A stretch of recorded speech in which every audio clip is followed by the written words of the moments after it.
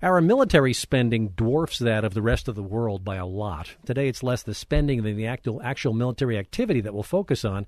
How busy have we been? Well, the title of Chris Kelly's book says a lot. It is America Invades, how we've invaded or been militarily involved with almost every country on Earth. Christopher Kelly is a former television executive with a passion for military history.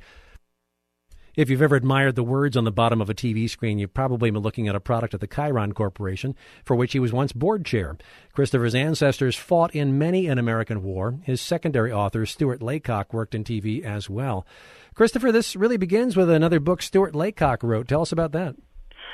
Well, Jeff, Stu Laycock is my co-author, and he's English. And several years ago, his teenage son asked him the question, Dad, how many countries have we, meaning Britain, invaded? And he, as a Cambridge-trained historian, was intrigued by that question, and he wrote a book called All the Countries We've Invaded, which was about how Britain invaded about 90% of all the countries in the world. And he went through every country from Afghanistan to Zimbabwe and discussed British military involvement in those countries. I read his book and I reviewed it and found it fascinating. And as an American, I was curious to see how America would compare with Britain. And so together we wrote America Invades. And what was your suspicion about what you'd find about America's involvement? Would it actually go above the 90% that the UK had? Well, that's why we actually, for America, created two categories, because we are a younger country than Britain. We don't have as much history, and we haven't invaded 90%. It works out to about 85 countries, or 44% of all the countries in the world, as listed by the UN, excluding the U.S. itself. And then, but in terms of invasions, and by invasions we mean Americans fighting abroad in a particular country. But we created a second category of military involvement as well. So there are countries like, for instance, Portugal. We haven't invaded Portugal, but we've had bases on the Azores since World War II, and they're still there to this day. So that was an example of a military involvement we have. So you did decide a methodology to figure out where we've been active militarily. So what did the percentage come to? 44% invaded, and then how many? So 44% invaded, and then when you add the military involvement into the equation, then it gets right up to 191 countries, almost all but 3 countries in the world that we've had some form of significant military involvement with. And the only 3 countries that we've missed entirely, according to our research, are Andorra, Bhutan, and Liechtenstein. Really? That's it? That's it. I've actually visited Liechtenstein, and I got a newspaper article about how America has not been to Liechtenstein in their local paper just this past summer. So beyond the numbers, I mean, how did you choose which military episodes to feature in your book? Well, we went from back. We go back to the beginning, and even before America was a country. I mean, what we classified as our first American invasion was actually in 1741, which is, of course, before the United States is a country in any sense. But at that time, there certainly were Americans. They were colonial Americans, and about 3,500 of them participated in an invasion of Colombia during the War of Jenkins' Ear, which was between Britain and Spain. And they were led by Admiral Edmund Vernon of the Royal Navy, whose nickname was Old Grog. And one of the men who was serving was a gentleman by the name of Lawrence Washington, who was the older half-brother of George. And he named his home Mount Vernon in honor of his commander, in spite of the fact that the campaign was unsuccessful. They didn't capture Cartagena, which they tried to do. And when George Washington inherited the home from his brother, he retained the name. So there's a direct connection between Mount Vernon, the home of our first president, and the very first American invasion. Wow, you found out a lot of neat stuff. Yeah, it was fun to investigate. Obviously there are the obvious ones. I mean, places like D-Day in France, and places that everybody knows about. But the way that we've been involved with a lot of countries that would come as much of a surprise to many people. You say in America Invades, writing this book made me feel different about America. How? Yeah, I think it challenged my perspective, politically and nationally, in terms of what I thought about our country, in undertaking the book. I think that we tried not to be very hard to not be a political book, not to be a book that rants, against certain presidents or against invasions in general, but just kind of tries to report the facts and let the readers make up their minds about whether they think this was a good idea or folly. or a bit of both. You say that writing about the recent past in particular risks the Bletchley effect. What was that? Well, there I would say I think that writing about the recent past is the trickiest part of history, because I think that history takes time, because it takes time for things like secrets to be disclosed, for memoirs to get written, and also for political partisan passions to cool and to gain perspective. And so I think it's the recent past, the last, say, 25 years, that are the hardest to write about. And the question is, whatever I write or anybody else writes about the last 25 years, is it history or is it really journalism? I mean, I guess that's kind of the question. Mm-hmm. So you're really not trying to come from a viewpoint in America Invades. We're not an activist or trying to grind a particular axe. We're trying to, and also my co-author and I we actually have somewhat different politics. So I think that kind of sometimes forced us to meet in the middle on different issues. And I mean, some of the recent chapters are tricky ones. I mean, writing about Iraq and Afghanistan and Vietnam, all of those were difficult chapters to write, I'd say.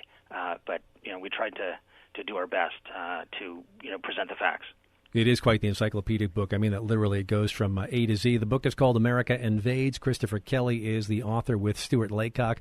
We'll come back and talk to Christopher Kelly after this break. On the way to the break, let me remind you, it is day 7 of the 8-day Spring Fund Drive here on Jefferson Public Radio. We're seeking your pledge of support. We just went on the way to $91,000 on our way to a $185,000 goal. So we're almost halfway there. We need to be a lot further along as we continue through the day. So keep those cards and letters coming in and actually make them electronic. IJPR.org and 888-552-6191. Some thanks on the way to the break. Becky and Jim Martin of Ashland, Bill and Pat Schooner of Ashland, Jennifer Whipple in Etna, Todd Kemp in Ashland, thank you so much. Julia and Robert Jackman in Klamath Falls, appreciate it. Darren Ravasapur in Medford, really loves to hear Barbara in the morning. Well, Greg Andrews in Eugene, appreciate your pledge. Jane Barton in Ashland, thank you for yours. IJPR.org and 888-552-6191 to continue supporting Jefferson Public Radio. Back on the Jefferson Exchange and America Invades in a minute.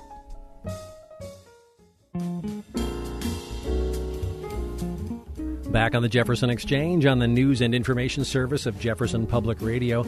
I'm Jeffrey Riley. Thank you for listening. Our guest today is Christopher Kelly, who is self-publishing his first book, America Invades, How We've Invaded or Been Militarily Involved with Almost Every Country on the Earth, written with British historian Stuart Laycock. It's a rather encyclopedic look at American involvement in all but 3 countries on the face of the planet. You can join us on the Jefferson Exchange as we talk about American military history and what it says about us as a people. They've tried very hard not to take a viewpoint in the book. You have the phone number here for your discussion points, 800-838-3760. And our email address is jx@jeffnet.org. There are 3 guys you focus on in the book, Chris Kelly: Ben Franklin, Charles Sumner, and Mark Twain. Why them in regards to military history? Well, I think they're all kind of interesting Americans, and in our introduction we talked about some of the ambivalent attitudes that Americans have had with regard to war. I mean, that we as a people are a country where many of us, for instance, many of the first Americans came from Europe and were fleeing the fact that Europe was a kind of a war-torn continent for many years. I mean, Europe, you think about Europe, it's had, the 30 Years' War, the 100 Years' War, Napoleonic Wars, 2 world wars in this 20th century, and there were lots of immigrants from seeking refuge, many of whom were deeply religious. And so you have had this anti-war and pacifist strain throughout America from the very beginning of American history. And yet at the same time, America is a country that won its independence by fighting against Britain, by a violent revolution, and of course expanded its presence on the continent from 13 colonies westwards through with combat with the Native Americans, with the Mexicans, and with the English at various times. And so you have a nation that was founded by people who are deeply religious, often anti-war, but that a nation that's had to fight wars in order to become the nation that we are today. So the book is organized like an encyclopedia with countries in alphabetical order. Does it just seem the easiest way to organize it? And so like the three people you were talking about, like Sumner was, a deeply he, for instance, was a very anti-war politician, but then when it came to the Civil War, he was also very strongly pro-abolition. He ended up joining, became a hawk. So he was the one who was beaten in the floor of the Senate. So he was kind of a pacifist who got mugged, so to speak, and who discovered the virtues of prosecuting a war in regard to the Civil War. Beaten by a Southern sympathizer on the floor of the Senate. Yeah, amazing story. That's right. I mean, he was actually nearly killed on the floor of the U.S. Senate. But in terms of the organization, to your question, what we did is it took the same approach that Stu had taken, which was one chapter for every country, and so that we cover a lot of ground. And obviously, some chapters are bigger than others. I mean, we've had more involvement with France, for instance, than Zimbabwe. So we've got a much longer, more detailed chapter with France than Zimbabwe. And gee, what should pop up first in the A's but Afghanistan? Oh boy. A tough one to start with, absolutely. I mean, I think it's remarkable that here we are. I mean, if you watched the Super Bowl this year, where you saw American troops being interviewed and who are watching the Super Bowl as well from Afghanistan, and you think that we're in unprecedented historic waters where we have. I mean, it's been 15 years. It will be since 9/11 this year, and you have kids. I mean, young men and women, I should say, who are serving in Afghanistan today, who were basically toddlers at the time of 9/11. That's a new thing in American military experience, I should say. Yeah, that's pretty amazing when you put it that way. To think about kids who are entering kindergarten on September 11th or now fighting over there. Exactly. Why does Afghanistan so often end up being labeled the graveyard of empires? Well, of course, it was for the British. The British had numerous campaigns in Afghanistan, which were usually disastrous. I mean, the Russians, of course, invaded in the late 70s, and it was. I mean, for many, compare Afghanistan to being the Soviet Union's Vietnam experience, and with lots of casualties and a quagmire and so forth. And the way that we've been, of course, involved for coming up on 15 years this year is kind of remarkable. And I mean, it's extremely mountainous terrain, and you have a people that has been used to fighting and retreating into the mountains, and for centuries. There's an ominous saying about time in Afghanistan. Can you remember what that quote is? Yes, I think it's. I mean, that you may have the watches, but we have the time. I think that's the way I. Our enemies have the watches. Our enemies have the watches, but we have the time. I mean, the way that they just say, we'll sit this. I mean, we'll wait you out, and that it doesn't matter how many years, decades it takes. We'll still be here when you guys are gone. Is the thought, I believe, that's expressed. When we're talking to Christopher Kelly about his book, America Invades, how we've invaded or been militarily involved with almost every country on Earth, it quickly becomes clear in the A section of the book that we stay so busy militarily that we easily forget episodes that weren't that long ago. Albania, for example, in 1997. Why were we there? In 87, well, I think that was related to the breakup of Yugoslavia and doing relief work in Albania in terms of the breakup of Yugoslavia, I believe, was the issue there. I mean, but even previously, we had been involved during World War II in terms of helping the Albanians to liberate the country. We brought American bombers, for instance, were supporting Albanian partisans. And Tirana, for instance, is one of the only cities in World War II that was actually liberated by partisans, as opposed to by armies of a foreign nation. So, but they did so with the assistance of of American air power at that time. So you mentioned that there are only 3 countries we've never had anything to do with militarily, as we haven't invaded. There's never been a base there, et cetera. And those were Andorra, Bhutan, and Liechtenstein. Right. But you do point out Andorra ends up in here anyway. I mean, we still can monkey with the country's government even if we're not there militarily, it sounds like. We did still write, chapters about. I mean, there was a funny story in the Andorra chapter about there was some American who actually tried to buy Andorra. I don't think he was successful, but he made a valiant effort. So yeah, you have stories like that. Bhutan, we haven't invaded Bhutan, but a plane in World War II, a U.S. Army plane crashed in Bhutan in the mountains. But we didn't think that amounted to a significant military involvement. It was really more of an accident, but we have gotten around elsewhere, though, for sure. Well, and that takes us into the bees, for example, in Bahrain, which turns out to be very important to American forces, which a lot of us might not be totally aware of. What do we have there? The U.S. Sixth Fleet has had bases in Bahrain for a number of years and had involvement with that. We've done, of course, they're in the Persian Gulf, and it's the home to the Fifth Fleet, and so you've got. You've had kind of a long-standing involvement with the U.S. Navy in Bahrain. And it appears our original entry there was due to a British departure, which raises the question that Stuart Laycock certainly would have had a good handle on, which is how often around the world has the United States been the occupying? I'll use that word a little more carefully. The advisory force, anyway, that shows up when the Brits have left. Well, that's an interesting point, and you alluded to that earlier too. The way that here our mother country, Britain, has invaded 90% of the world, and then America, kind of following in its footsteps, has gotten involved around the world, and in many cases took over the imperial reins when Britain retreated after World War II. So that certainly is the case, and actually in our progression, so you think about, Britain was the empire on which the sun never set. America is the superpower, I think the unquestioned, greatest military power in the world today. And then actually our latest book that Stuart and I just came out with this fall is called Italy Invades, How Italians Conquered the World, going back to the grandfather of all empires with the Romans and including Italians as well. Wow! And is that a somewhat shorter book than America Invades, or? It's a little less, and there again, the Roman Empire, the Romans of course got around all around the Mediterranean. They invaded. They were fighting in Iraq 2,000 years ago. They invaded Britain and built Hadrian's Wall in Britain, but basically, or just in terms of the numbers, they about a quarter of all the countries in the world were either invaded by Rome or by some kind of Italian force through the course of history.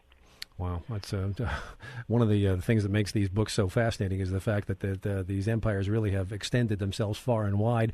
Christopher Kelly's latest book with Stuart Laycock is called America Invades, How We've Invaded or Been Militarily Involved with Almost Every Country on the Earth. It doesn't come from a political viewpoint. It's more of a historical survey. You can join us on the Jefferson Exchange with your thoughts and stories or questions for Christopher. 800-838-3760 on the phone. Emails go to jx@jeffnet.org. While we're still in the bees, we get to Bolivia, which is a good entry into Latin American activities. It sounds like we changed and supported or helped overthrow many leaders in Latin America over the years. Well, we have definitely been involved. You go back to the Monroe Doctrine, which basically said Europeans stay out of Central and South America. And then that went to the Roosevelt Corollary, which went further than the Monroe Doctrine and said that, not only should the Europeans stay out, but we have a right to go in, and asserted that right. And then to kind of a retreat back from that, which really didn't take place almost until the 1920s. Herbert Hoover, who started to pull forces back from places like Haiti and the Dominican Republic and Nicaragua and different places. So yeah, there's been a long history of involvement, of course, and in economic involvement in those areas with the banana companies and so forth, to the fruit businesses, to military, sending the Marines into all kinds of trouble spots to intervene on behalf of American interests. Chris, did it make it a little cleaner and easier for you to begin the analysis essentially at the national border of the country in question? Because it seems like you could have easily backtracked to the political stuff that led up to any military stuff, and it sounds like you largely left that out. Right. I mean, we used. I mean, for kind of purpose of the book, we used modern geography. So, like when we talk about Columbia, I mean, obviously it wasn't Columbia back in 1741, but we had to. I mean, it's much easier for a reader to grasp, and because political borders shift a lot too. I mean, that you have. I mean, geography has shifted a lot over the time period that we're talking. So, for simplicity, we used modern borders, and then we looked at kind of America's involvement throughout the world.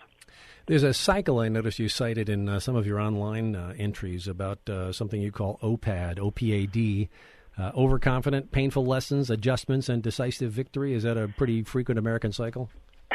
That's right. I mean, this is kind of my own coinage. I mean, there is something called the OODA loop, which was described by John Boyd of observe, orient, decide, act, which is describing how, military jet fighters and pilots fight. And also it really applies to almost any competitive endeavor. It's been used to apply to, how to improve your golf swing, for example. And so there's the OODA loop, which I was kind of taking off on, and then the OPAD loop, I look at American history, and here the O stands for overconfident, which we typically are, especially prior to a military conflict. P stands for painful lessons, which we often learn in the course of a conflict. A stands for adjustments that we make as a result of those painful lessons, and D stands for decisive victory. I mean, that in the end, typically we have in the past prevailed in a decisive way in the wars that we've gotten into, and now that is not necessarily true in the last 15 years. And of course, the question is, is the OPAD loop broken, so to speak? But when you go from the decisive victory, why it's a loop is that tends to create the overconfidence that started you out in the first place. Okay, so we tended to go in thinking this is, well, it sounds like a lot of wars get that way. I remember reading about World War I a few times recently that people thought it'd be over in a couple of months. Sure. Or, I mean, the Jefferson Exchange. I mean, Thomas Jefferson famously said at the start of the War of 1812 that the conquest of Canada would be a mere matter of marching. And, that was a serious underestimation of the difficulties involved. And so I mean, there have been lots of examples of kind of overconfidence, if you will. The Secretary of the Navy during World War II said that defeating Japan would take no more than 3 months, for example. And I mean, Custer said, "I don't need any Gatling guns they'll just slow me down before Little Bighorn." So I mean, you have all kinds of examples of overconfidence. Sounds like Iraq and Dick Cheney talking about the dead enders who were just the last people hanging on. Right, or referring to the ISIS as the JV team too. I mean, also fits into that mold as well. Right. Okay. We have a call here from Ralph in Mendocino. Welcome to the Jefferson Exchange with Christopher Kelly, the co-author of America Invades. Yes, thank you very, very much. I'm quite interested in your topic. It seems, as a veteran myself, I discovered that apparently all veterans are viewed as defending America, protecting America. And it seems as though some of our wars are simply ones of exploitation dictated by certain economic interests, as was certainly the case in the case of Great Britain.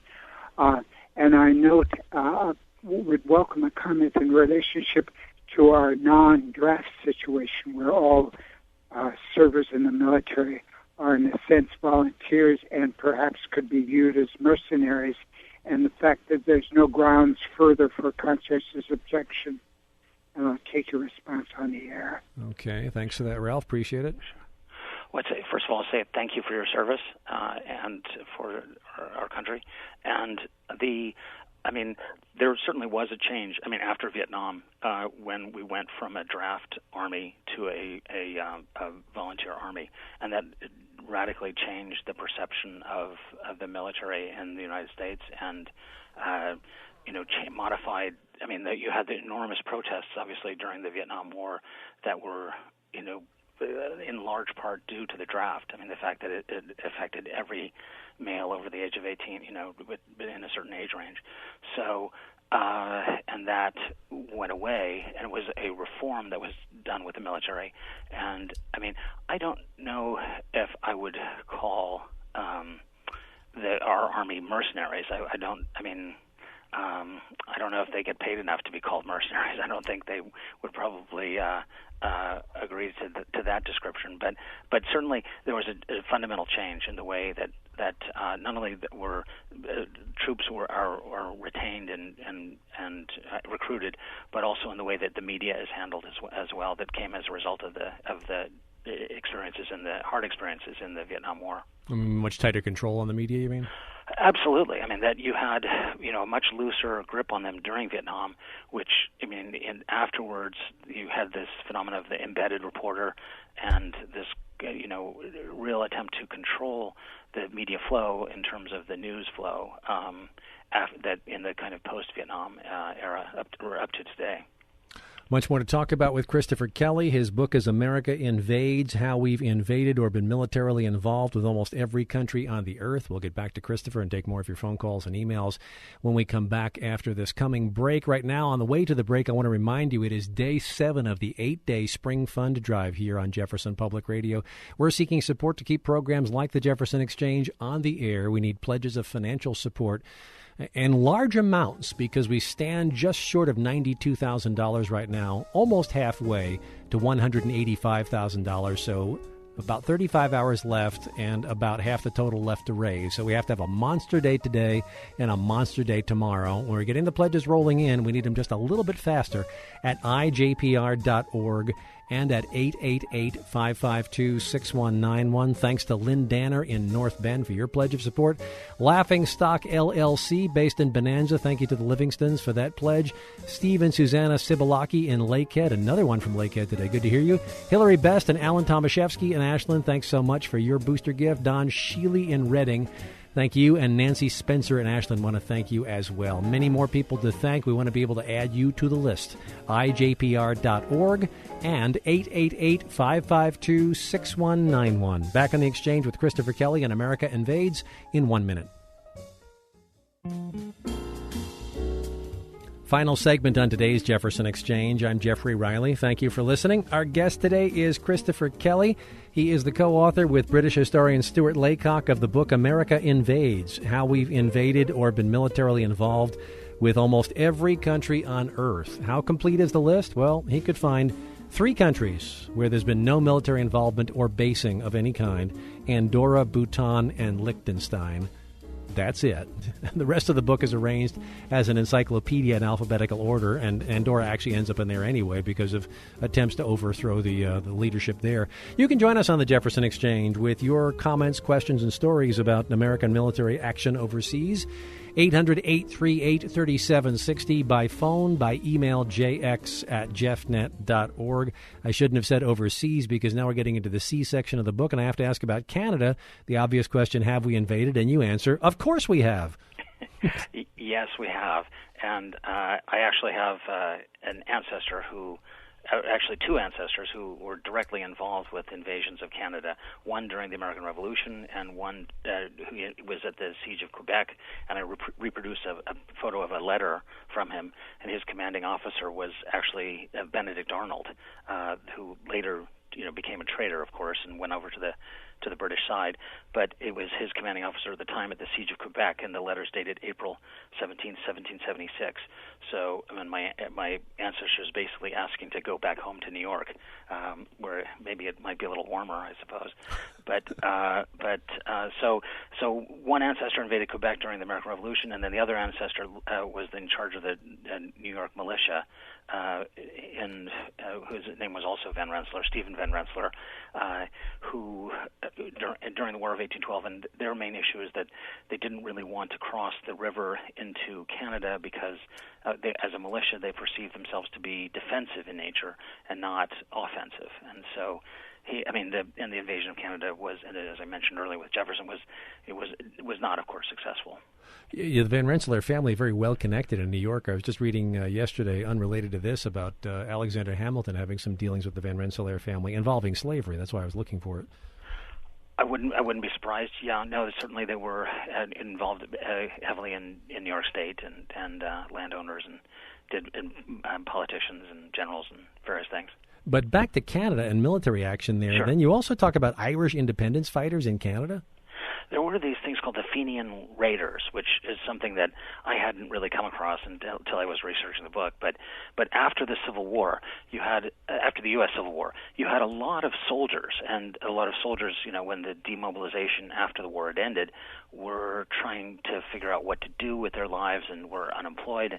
And of course, some of these, a percentage of them, were of Irish descent, and many of them had been Irish immigrants too. They had been born in Ireland and had come after the potato famine, and they had a grievance against Britain and British rule and over Ireland, and their plan was to liberate Ireland by invading Canada, as kind of kooky as that might sound. But they launched a series of raids. There were about 5 of these after the Civil War, and some of them involved thousands of soldiers. Now, this did not necessarily, and I don't believe it did, have the involvement of the U.S. government, but there were Americans that were invading Canada at this time. And they even went to the length of building a submarine that I believe sank somewhere in the Hudson that as well. So they were quite serious at the time in the Fenian Raiders. So in a sense it was you could call it a kind of a they were kind of a 19th century version of Al Qaeda, I suppose, except that they were Irish Americans, which of course I have a connection to too. Was there an ultimate connection to the Irish Republican Army itself? Did these guys lead to that? They actually did fight under the banner of the IRA. They were the first to fight under the banner of the IRA, even before, the trouble. This is in the 19th century, but long before, the Easter Rebellion and open revolt in Ireland itself. So you also talk about War Plan Red involving Canada. What was that? Well, we have. The military is always making contingency plans. So, the War Plan Red was a contingency plan for the invasion of Canada. I suppose that. How would that have been implemented? Well, I suppose had Hitler succeeded in invading Britain and Britain had gone, Nazi was fascist, then people might have worried about, okay, what's going on with Canada? I suppose. Maybe I don't know how to justify that, but that was a contingency plan developed by the military to confront the possibility of invading Canada. Interesting. So let's skip ahead. We have been active in parts of Africa below the Sahara, which might be kind of surprising. Like where? Well, that's a surprise. When I mentioned that, Andorra, Bhutan, and Liechtenstein are the only 3, by implication, it means that every country in Africa we've had some form of involvement with. And one of the things I think is somewhat surprising is that it really has been, a lot of it has been in the last 15 years or so. During the last 2 administrations, you've seen more American involvement in Africa than ever before in our history. And I think this is kind of an interesting point that you bring up, because this kind of militarization of Africa has been kind of a non-issue in the media. The media doesn't really pay much attention in general to that, and I'm not saying that this is a good thing or a bad thing, but the point is that it is something that's gone on, and it's something that has not. The pros and cons haven't really been, I think, thoroughly debated about. Having bases in Djibouti and drone bases and all of that, and is that something that. Obviously, it's designed to fight terrorism and to protect, oil shipments around the Cape and so forth. But it also has implications that, for commitments to fighting in Africa that we have never, as a country, embraced previously in our history. As much of a military history buff as you are, Chris, how much of what you put in America Invades surprised even you? Well, there were a lot of things. The fact that, like Switzerland, that we've been militarily involved, and you could say that we fought in Switzerland.